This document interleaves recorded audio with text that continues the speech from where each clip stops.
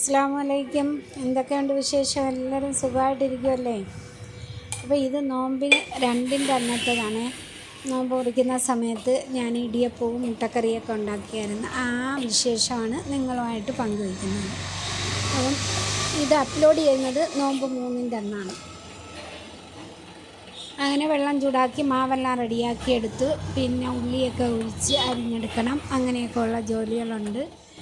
പിന്നെ ജ്യൂസ് ഉണ്ടാക്കണം.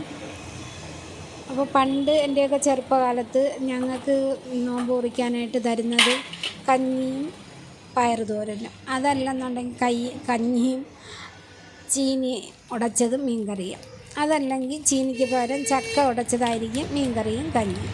ഇങ്ങനെയൊക്കെയായിരുന്നു എൻ്റെയൊക്കെ ചെറുപ്പകാലത്ത് ഞാൻ നോമ്പ് പിടിക്കുമ്പം കഴിച്ചിട്ടുള്ളത്. ഇപ്പോഴത്തെ മക്കൾക്ക് അതല്ലല്ലോ. ഇപ്പോഴത്തെ മക്കൾക്ക് വേവൻ്റെ ആഹാരം വേണം, പൊറോട്ട വേണം, പിന്നെ എന്തൊക്കെ കടികൾ വേണം ചായക്ക്, പിന്നെ സമൂസ അങ്ങനെയുള്ള ഐറ്റംസ് വേണം, ജ്യൂസ് വേണം. നമുക്കൊന്നും അന്ന് ജ്യൂസൊന്നും ഇല്ലായിരുന്നു. നമുക്ക് അന്ന് ജ്യൂസ് എന്ന് പറയുന്നത് നാരങ്ങ വെള്ളമാണ്. നാരങ്ങ വെള്ളം കാണും, ഈത്തപ്പഴവും കാണും. ഇതാണ് എൻ്റെയൊക്കെ ചെറുപ്പകാലത്തുള്ള നോമ്പ് മുറിക്കലെന്ന് പറയുന്നത്. പിന്നെ ഇവിടെയാണ് പള്ളിയിൽ നിന്ന് കഞ്ഞി കിട്ടുന്നത്. ഞാൻ ഇവിടെ വന്നതിന് ശേഷമാണ് ഈ പള്ളിയിലത്തെ കഞ്ഞി കുടിച്ചു തുടങ്ങിയത്. ഞങ്ങളവിടെ സാധാരണ നമ്മളെ നെല്ലൂറ്റിയ പച്ചരിക്ക് ഉണ്ടാക്കുന്ന കഞ്ഞിയാണ്. ഇവിടെ വന്നതിന് ശേഷം, അതായത് അഞ്ചൽ എന്നെ കെട്ടിക്കൊണ്ട് വന്നതിന് ശേഷമാണ് പള്ളിയിലെ കഞ്ഞി കുടിക്കുന്നത്. അതൊരു പ്രത്യേക മരുന്ന് കഞ്ഞിയൊക്കെ മസാലകളൊക്കെ ചേർത്തിട്ടുണ്ടാക്കുന്ന കഞ്ഞിയല്ല. അത് ഞാനൊരു ദിവസം അതിൻ്റെ വീഡിയോ ഇടാം.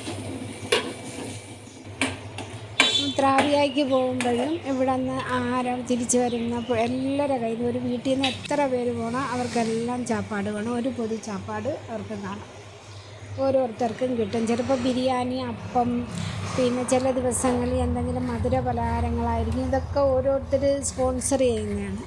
നമ്മളെ നാട്ടിൽ അങ്ങനെയല്ല. നമ്മളെ നാട്ടിൽ കഞ്ഞി പള്ളിയിൽ വെക്കത്തില്ല. വീടുകളിൽ നിന്ന് വെച്ചിട്ട് പള്ളിയിൽ ഉസ്താദന്മാർക്ക് അങ്ങോട്ട് കൊടുത്തയക്കും. അപ്പോൾ പല വീടുകളിൽ നിന്നാകുമ്പോൾ അവിടെ നിന്ന് നിസ്കരിക്കാനായിട്ട് ചെല്ലുന്ന ആണുങ്ങൾക്കെല്ലാം അവിടെ നിന്ന് നോമ്പ് മുറിക്കാൻ പറ്റും.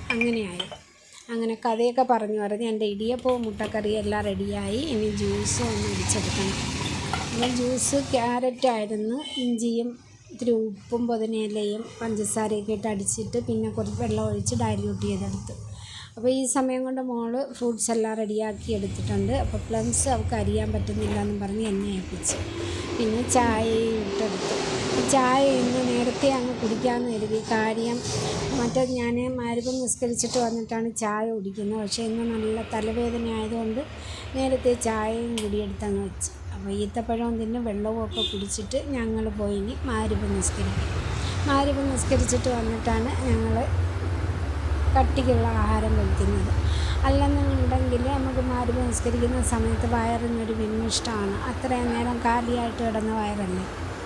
അപ്പം ഇങ്ങനെ ചെയ്യുന്നതാണ് നല്ലത്. അത് മാത്രമല്ല മഗ്‌രിബ് എന്ന് പറയുന്നത് പെട്ടെന്ന് ഖളാ ആവും. അപ്പം ഇങ്ങനെ ചെയ്താൽ നമുക്ക് ഖളാ ഇല്ലാതെ നമസ്കരിക്കാനും പറ്റും. അപ്പോൾ മോള് നമസ്കരിച്ചിറങ്ങി. അവളിനി കഴിക്കാനായിട്ട് ഞാനവിടെ മാറിയിരുന്ന് കഴിക്കുന്നുണ്ട് കേട്ടോ. അങ്ങനെ ഇതൊക്കെയായിരുന്നു നോമ്പ് 2-ൻ്റെ ഞങ്ങളെ വിശേഷം. പടച്ചവൻ്റെ അനുഗ്രഹം കൊണ്ട് എല്ലാം റാഹത്തായിട്ട് കഴിഞ്ഞു. അപ്പം നിങ്ങൾക്ക് എന്തൊക്കെയുണ്ടായിരുന്നു വിശേഷങ്ങൾ? നിങ്ങളെ വിശേഷങ്ങളൊക്കെ കമൻ്റായിട്ട് അറിയിക്കണേ. അപ്പോൾ എൻ്റെ വീഡിയോ ഇഷ്ടപ്പെട്ടാൽ ലൈക്ക് ചെയ്യണം, ഷെയർ ചെയ്യണം, സബ്സ്ക്രൈബും ചെയ്യണേ.